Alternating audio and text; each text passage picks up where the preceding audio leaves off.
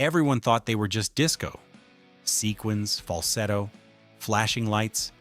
But then, in the middle of the noise, they dropped one song and silenced the world. It wasn't made for the dance floor. It was built for something deeper. 1977. The Bee Gees were untouchable. Their music ruled radio stations, dance clubs, and Billboard charts.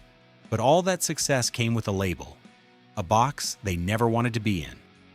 Disco Kings. That phrase followed them everywhere, and it was killing them slowly.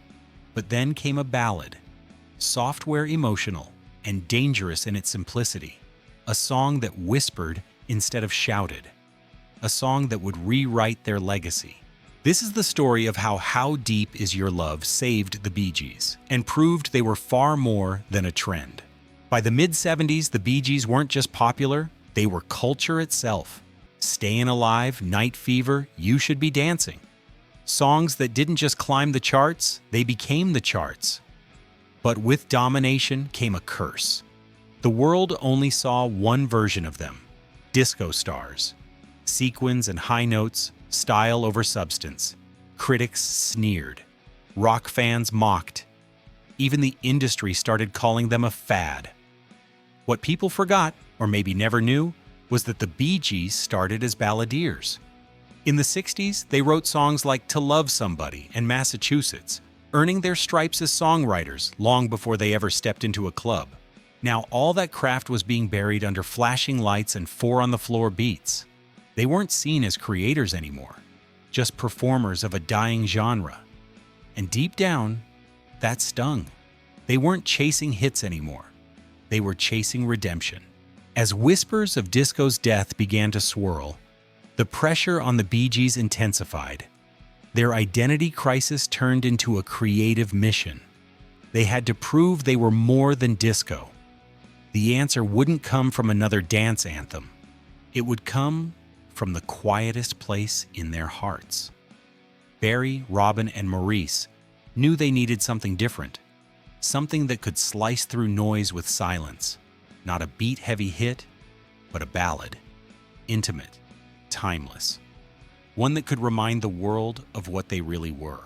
Barry once said, "We were songwriters before we were anything else."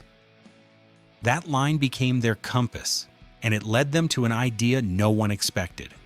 A love song so delicate, it almost felt like a whisper. A whisper in a world obsessed with shouting. The recording of How Deep Is Your Love didn't happen in a glamorous LA studio. It began in quiet exile at Château d'Hérouville, a French mansion turned music sanctuary. Far from the cameras and the pressure, the brothers sought clarity. Barry sat with a rhythm guitar, sketching a fragile melody. Maurice added soft layers on keys.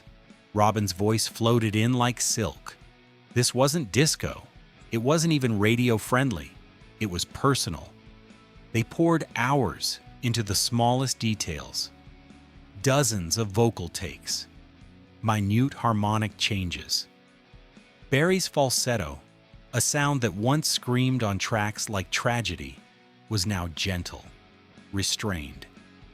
Less flash, more soul. And with every note, the tension grew. Behind the scenes, emotions flared. Disagreements over arrangements.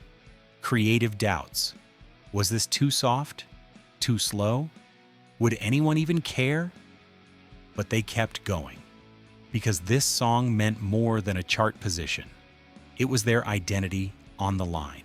The magic of How Deep Is Your Love wasn't in its production, it was in its vulnerability. The opening lines weren't poetic flourishes. They were raw, relatable images. I know your eyes in the morning sun. I feel you touch me in the pouring rain. Simple, human, real. This wasn't a song made for clubs. It was made for headphones at 2 a.m., for car rides home, for heartbreak and reconnection. Barry, Robin, and Maurice weren't selling a vibe. They were revealing something they rarely showed: fear, longing, the quiet ache of love. And the chorus? A question, not a statement. How deep is your love? It wasn't rhetorical. It was desperate. A plea for something real in an industry full of facades. They weren't flexing. They were exposing themselves, and it worked.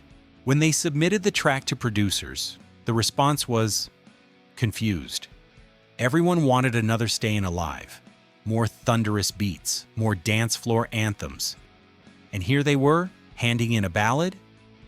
This wasn't the sound of 1977. This was a throwback, a risk, a potential career misstep. But the Bee Gees didn't flinch. They knew trends fade. But great songs live forever. How Deep Is Your Love made it onto the Saturday Night Fever soundtrack, almost as a footnote. But it wouldn't stay in the shadows for long. The moment it hit the airwaves, everything changed. How Deep Is Your Love soared. #1 on Billboard. Stayed there, and stayed.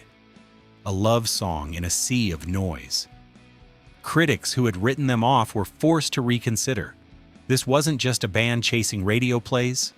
This was artistry. Fans who only knew the Bee Gees for disco started hearing something new. Depth, elegance, restraint. The harmonies didn't hit you in the chest. They crept into your bloodstream. And on a soundtrack filled with pulse and flash, How Deep Is Your Love became the soul. Over the years, the song's legacy only grew. It became one of the most covered ballads in modern history. Luther Vandross, Take That. Countless reality show renditions. Millions of digital streams. Every version, no matter the voice, pointed back to the same truth. The Bee Gees weren't built on trends. They were built on melody. And this one ballad became their proof, their redemption, their fingerprint. In a world that tried to define them with one word, disco, this song gave them something more powerful. Timelessness. How Deep Is Your Love wasn't supposed to be a hit. It wasn't loud. It wasn't flashy. It didn't demand attention, it earned it. And in doing so, it gave the Bee Gees something no chart topper ever could. Freedom. Freedom from labels. Freedom from doubt. Freedom to be seen as what they always were, songwriters. Today, nearly 50 years later, the question still lingers. How deep is your love? Not just a lyric, not just a song, a reminder that in a world obsessed with volume, sometimes the quietest voices last the longest. If you believe real music never dies, hit subscribe and stick around for more stories behind the songs that changed everything.